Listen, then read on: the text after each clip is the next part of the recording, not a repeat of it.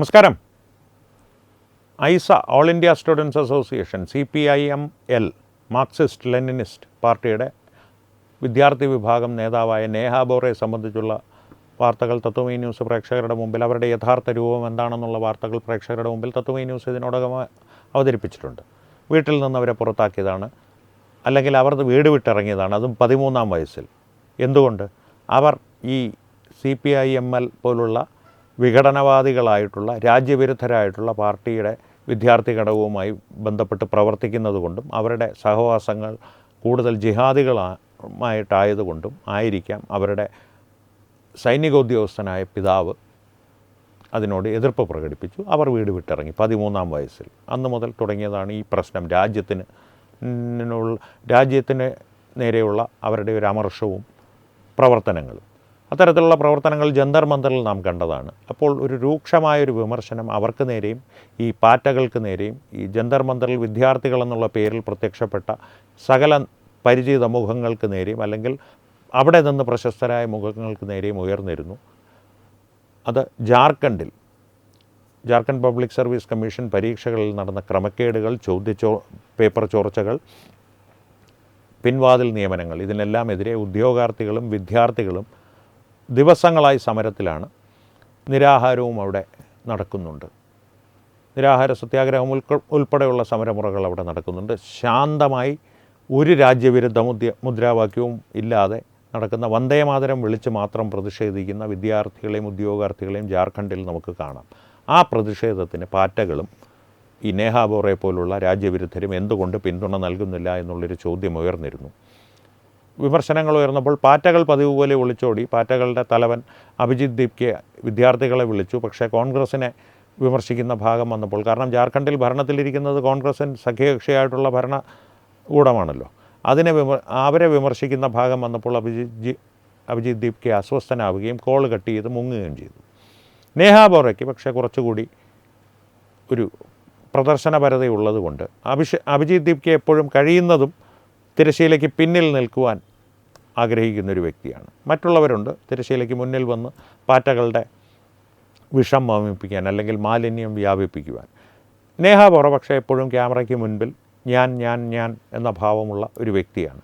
അവർ ഈ വിമർശനങ്ങളൊക്കെ ഒരു പരിധി കവിഞ്ഞപ്പോൾ കുറച്ച് അനുചരരെയും കൂട്ടി ജാർഖണ്ഡിലെത്തി. ജാർഖണ്ഡിൽ സമരം ചെയ്യുന്ന ഉദ്യോഗാർത്ഥികളും വിദ്യാർത്ഥികളും മാന്യമായി അവരെ സ്വീകരിച്ച് വേദിയിലേക്ക് കയറ്റിയ പാടെ അവർ വിളിച്ചു പറഞ്ഞത്, BJPയുടെ ഗുണ്ടകളെ ഞാനിവിടെ ഉണ്ട്, നിങ്ങൾക്ക് ചെയ്യുവാനുള്ളത് ചെയ്തുകൊള്ളൂ എന്നാണ്. ജാർഖണ്ഡിൽ ഭരണം BJPയുടെ അല്ല എന്നുള്ളത് പ്രത്യേകിച്ച് ശ്രദ്ധിക്കുക. അവിടെ പ്രതിഷേധം നടക്കുന്നത് ജാർഖണ്ഡ് പബ്ലിക് സർവീസ് കമ്മീഷൻ്റെ ക്രമക്കേടുകൾക്ക് നേരെയാണ്, അല്ലെങ്കിൽ ക്രമക്കേടുകൾക്കെതിരെയാണ്. ആ പ്രതിഷേധത്തിൽ BJPയുടെ ഗുണ്ടകളെ വെല്ലുവിളിക്കുന്നു എന്ന് അവർ പ്രഖ്യാപിച്ചപ്പോൾ സമരം ചെയ്യുന്ന ഉദ്യോഗാർത്ഥികൾ വളരെ മാന്യമായി അവരോട് പറഞ്ഞു, ഇത് രാഷ്ട്രീയവൽക്കരിക്കാനുള്ള ഒരു വേദിയല്ല, നിങ്ങളുടെ രാഷ്ട്രീയം നിങ്ങൾ കയ്യിൽ വെച്ചോളൂ എന്ന് പറഞ്ഞ് വളരെ മാന്യമായി വേദിയിൽ നിന്ന് ഇറക്കി വിട്ടു. എടുത്തിറക്കി എന്ന് തന്നെ പറയേണ്ടി വരും. तस्वीर देख सकते हैं नेहा बोरा को किस तरह से मंचों से उतारा जा रहा है, और ये तमाम जो परिवार है वाले हैं वो चिंतित है, और वहीं परिवार वालों का कहना है कि मंच से बाहर निकल जाइए। इसको मंच में बहुत टाइम दिया गया, बाहर निकाला जा रहा है। ये तस्वीर देखिए, सभी लोगों को वहाँ से हटाया जा रहा है नेहा बोरा को। ये तस्वीर आप देख पा रहे होंगे।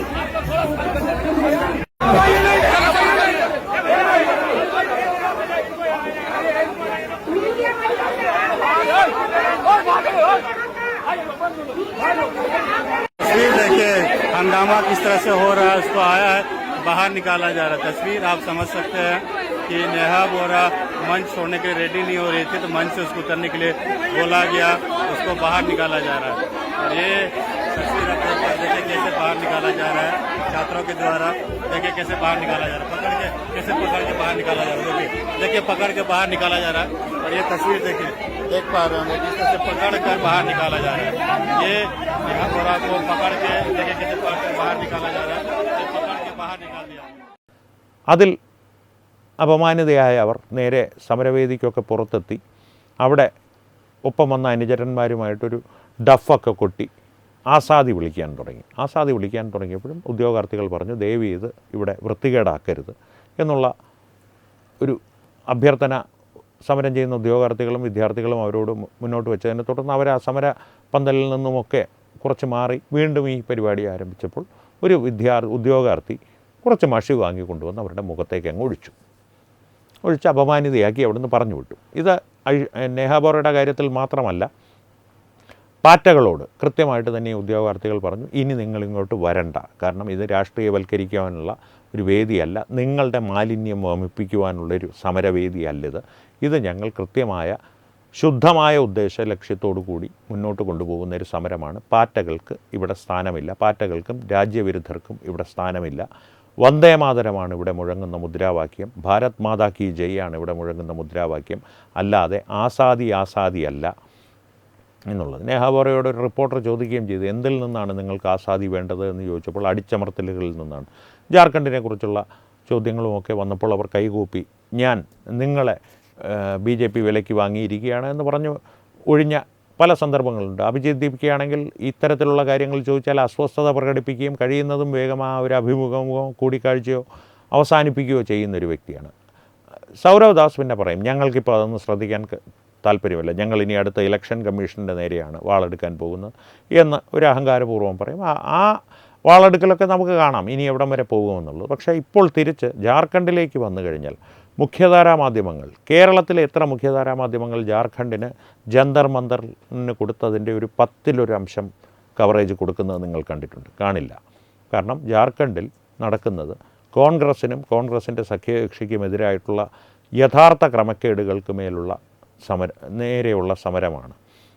നീറ്റിൻ്റെ കാര്യത്തിലുള്ളതിൽ നിന്നും ജാർഖണ്ഡ് എങ്ങനെ വ്യത്യസ്തമാകുന്നു എന്ന് ചോദിച്ചാൽ, നീറ്റ് പരീക്ഷയിൽ ചോദ്യപേപ്പർ ചോർന്നത് കണ്ടുപിടിച്ചത് NTA തന്നെയാണ്. നീറ്റ് നടത്തുന്ന സംവിധാനങ്ങൾക്കുള്ളിൽ നിന്ന് തന്നെയാണ് ആ പിഴവുകൾ കണ്ടുപിടിക്കപ്പെട്ടതും അന്വേഷണത്തിനായിട്ട് അവർ ഉത്തരവിട്ടതും പരീക്ഷ റദ്ദ് ചെയ്ത് പുനഃപരീക്ഷ നടത്തിയതും.